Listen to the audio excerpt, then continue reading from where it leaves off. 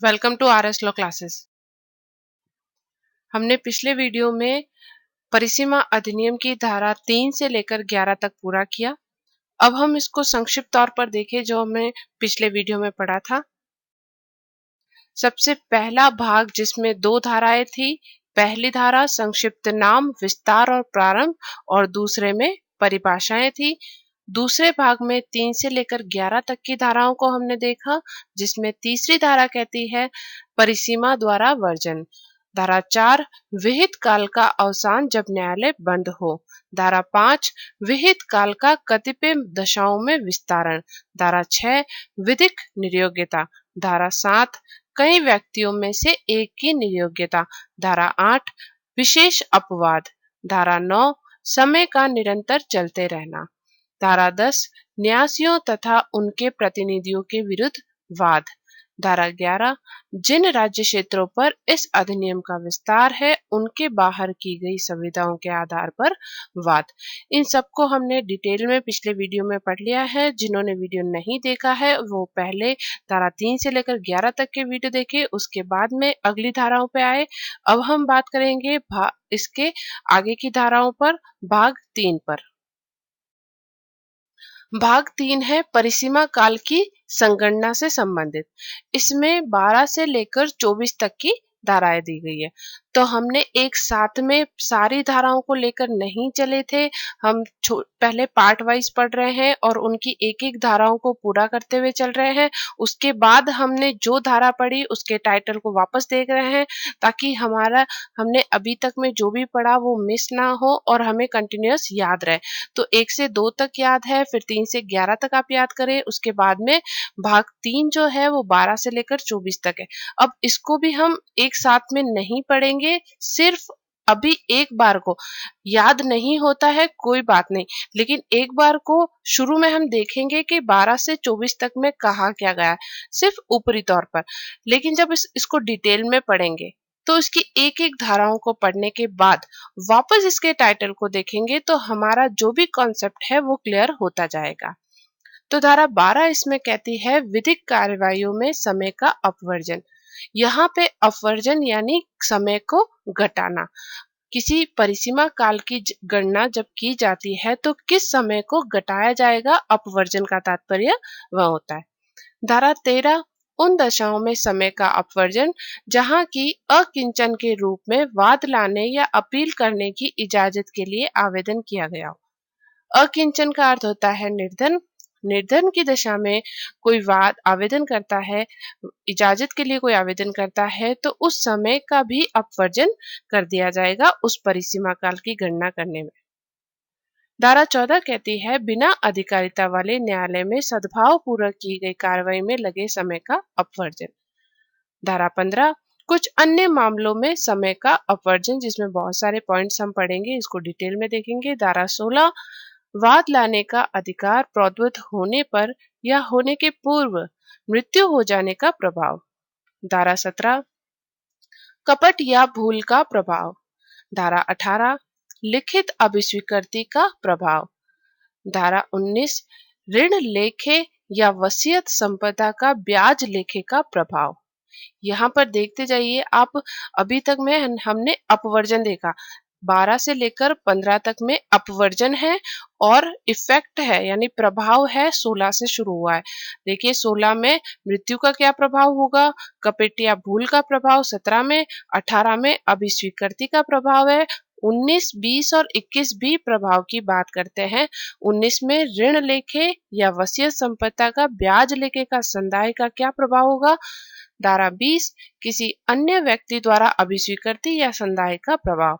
धारा 21 नया वादी या प्रतिवादी प्रतिस्थापित करने या जोड़ने का प्रभाव। चालू रहने वाले भंग और अपकृत्य, ये है धारा 22। धारा 23 उन कार्यों के लिए प्रतिकर का वाद जो विशेष नुकसान के बिना अनुयोज्य ना हो। धारा 24 लिखतों में वर्णित समय की संगणना। तो यहाँ पर देखिए 12 से लेकर 15 तक को अपवर्जन के तौर पर पढ़ना है, 16 से लेकर 21 तक में प्रभाव के तौर पर पढ़ना है, और 22, 23 और 24 ये तीनों ही धाराएं अलग अलग है। तो अब हम शुरू करते हैं इसकी धारा 12। धारा 12 विधिक कार्यवाहियों में समय के अपवर्जन का प्रावधान करती है। इसका पहली उपधारा कहती है किसी वाद, अपील या आवेदन, यहाँ पर तीनों ही नाम है, वाद है, अपील है और आवेदन है, के परिसीमा काल की संगणना करने में वह दिन अपवर्जित कर दिया जाएगा जिससे ऐसे परिसीमा काल की गणना की जानी है। तो वह दिन जिस दिन गणना की जानी है, जैसे 1 तारीख से गणना की जानी है तो 1 तारीख को उस समय सीमा में नहीं जोड़ा जाएगा, 2 तारीख से वो आगे के दिन काउंट होंगे। तो जिस दिन गणना की जानी है वो दिन अपवर्जित कर दिया जाएगा। ये इसका पहला पॉइंट कहता है। धारा 2 का दूसरा पॉइंट कहता है किसी अपील के लिए अथवा ऐसे आवेदन के लिए जो अपील की इजाजत या पुनरीक्षण के या किसी निर्णय के पुनर्विलोकन के लिए हो। एक तो अपील है और दूसरा है आवेदन। आवेदन कौन सा है? अपील की इजाजत के लिए आवेदन किया है या किसी पुनरीक्षण के लिए आवेदन किया है या फिर किसी पुनर्विलोकन के लिए आवेदन किया है। तो परिसीमा काल की गणना करने में वह दिन जिस दिन परिवादित निर्णय सुनाया गया था। तो आप इसे कंटिन्यूअस एक साथ में पढ़ने की बजाय इसे लाइन टू लाइन समझते चलिए कि हमने क्या देखा, अपील और आवेदन, दो तरह की चीजें आई। और इसमें अपील आवेदन कौन सा? अपील की इजाजत के लिए आपने आवेदन किया हो या पुनरीक्षण किया हो या पुनर्विलोकन किया हो, तो उसमें कौन सा समय है जो हटाया जाएगा परिसीमा काल की गणना करने में। मान लो अपील करने के 30 दिन का समय मिलता है, तो 30 दिन कब से उसके शुरू होंगे, तो यहाँ पर ये समय इसका हटाया जाएगा। इसे देखिए, परिसीमा काल की गणना करने में वह दिन जिस दिन परिवादित निर्णय सुनाया गया था, तो निर्णय सुनाने वाला दिन काउंट नहीं होगा तथा उस डिक्री, आदेश या दंडादेश की जिसकी अपील की गई है या जिसका पुनरीक्षण या पुनर्विलोकन इप्सित है, प्रतिलिपि अभिप्राप्त करने के लिए अपेक्षित समय अपवर्जित कर दिया जाएगा। तो यहाँ पर जिसकी अपील की गई है, जिस भी डिक्री की या आदेश की या पुनरीक्षण पुनर्विलोकन किया है, तो उस निर्णय की प्रतिलिपि लेने के लिए जो समय लगता है उस समय को भी अपवर्जित कर दिया जाएगा। उपधारा 3, जहां की डिक्री या आदेश की अपील की जाती है, अभी अपील की जा रही है या उसका पुनरीक्षण या पुनर्विलोकन इप्सित है या जहां की डिक्री या आदेश की अपील की इजाजत के लिए आवेदन किया जाता है, वहां उस निर्णय की प्रतिलिपि प्राप्त करने के लिए अपेक्षित समय भी अपवर्जित कर दिया जाएगा। जहां पर अपील कर दी जाती है वहां पर भी निर्णय की जो प्रतिलिपि है उसको लेने में जो समय लगता है उसको अपवर्जित कर दिया जाएगा। तो यहाँ पर हमने देखा, जिस दिन संगणना की जानी है वह दिन हटा दिया जाएगा, निर्णय जब सुनाया जाता है वो दिन भी हटा दिया जाएगा, यानी परिसीमा में वो काउंट नहीं होगा, और प्रतिलिपि प्राप्त करने के लिए जो समय लगता है उसको भी काउंट नहीं किया जाएगा। उपधारा 4, किसी पंचाट के अपास्त किए जाने के लिए आवेदन के परिसीमा काल की संगणना करने में पंचाट की प्रतिलिपि अभिप्राप्त करने के लिए अपेक्षित समय अपवर्जित कर दिया जाएगा। तो जब कोई पंचाट मध्यस्थता अधिनियम के अंतर्गत अवार्ड बनाया जाता है, पंचाट बनाया जाता है, तो जो पंचाट बन जाता है और उसे अपास्त करने के लिए अगर कोर्ट में आवेदन करना होता है तो उसके लिए समय सीमा इस परिसीमा अधिनियम के आर्टिकल 119 में उसकी समय सीमा 30 दिन दी गई है।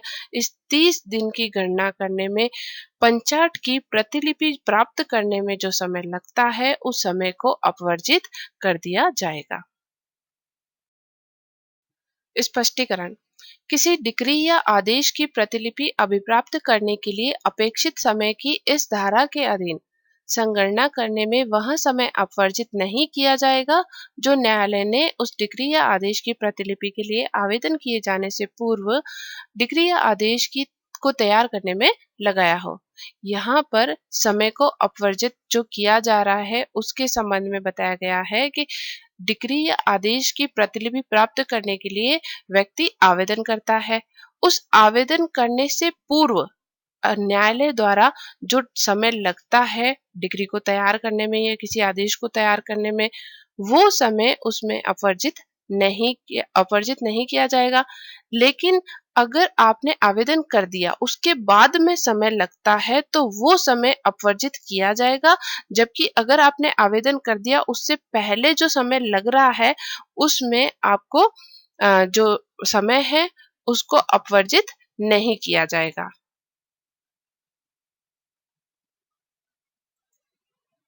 जैसे कि डिग्री को तैयार करने में 15 दिन लग जाते हैं या उससे थोड़ा समय ज़्यादा भी अगर लग जाता है, तो जब डिग्री तैयार हो जाती है, उसके बाद में उसे करने का समय मिलता है कि भई डिग्री अभी तैयार भी नहीं हुई है और हमें 30 दिन मिले हैं उस पंचांग के अपास्त कराने के लिए। तो यहाँ पर जो डिग्री या आदेश आपके आवेदन करने से पूर्व जो समय लगता है, अब इतना जब पता होता है कि डिग्री 15 दिन में तैयार होगी, तो आपको जब डिग्री तैयार हो जाए तब आवेदन कर देना चाहिए। और उससे पहले अगर आप किसी आदेश की अपील करना चाह रहे हो, तो उस अपील पर आप निर्णय की प्रति भी लगा सकते हो।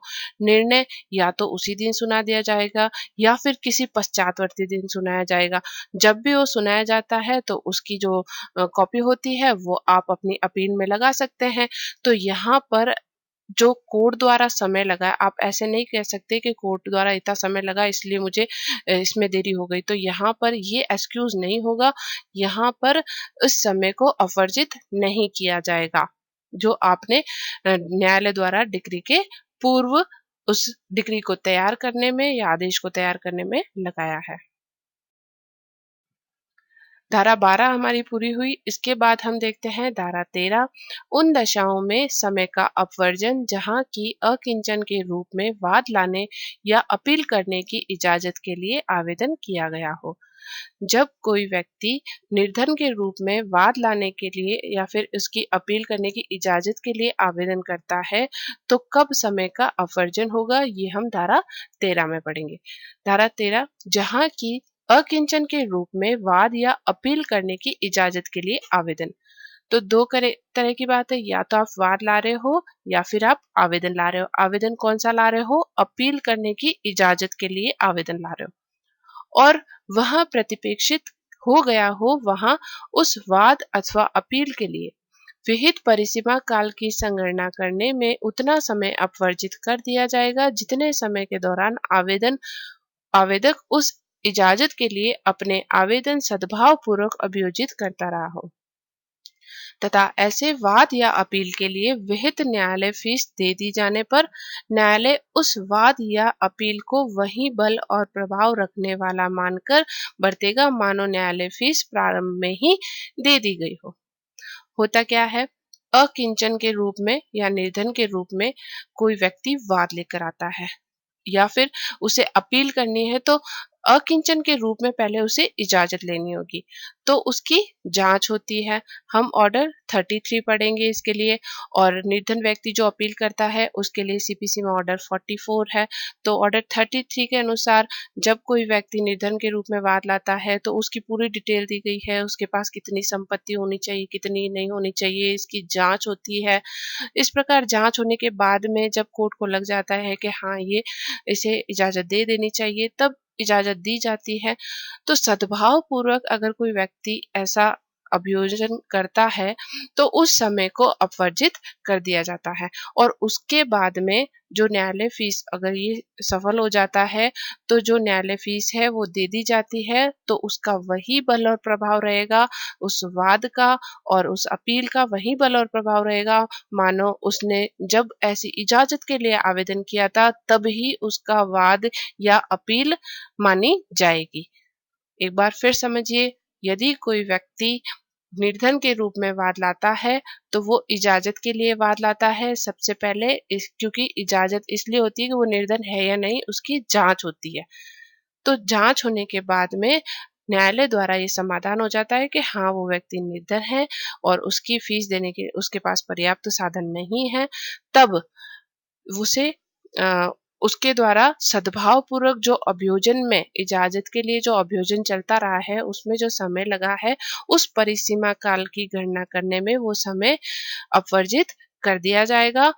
और बाद में जब वो न्यायालय फीस देता है, उसकी इजाज़त हो जाती है और न्यायालय फीस दे दी जाती है, तो न्यायालय द्वारा उस वाद और अपील का वही बल और प्रभाव रखेगा जैसे उसने शुरू में ही वो फीस दे दी हो और उसका केस शुरू से ही चल रहा हो। इस प्रकार धारा 12 और धारा 13 को हमने देखा। हम इससे अगली धारा अगले वीडियो में पढ़ेंगे, लेकिन अभी तक में हम इनको टुकड़ों में इसलिए पढ़ रहे हैं ताकि एक साथ में न पढ़कर आप एक-एक चीज़ों को याद करते हुए चलें। धन्यवाद।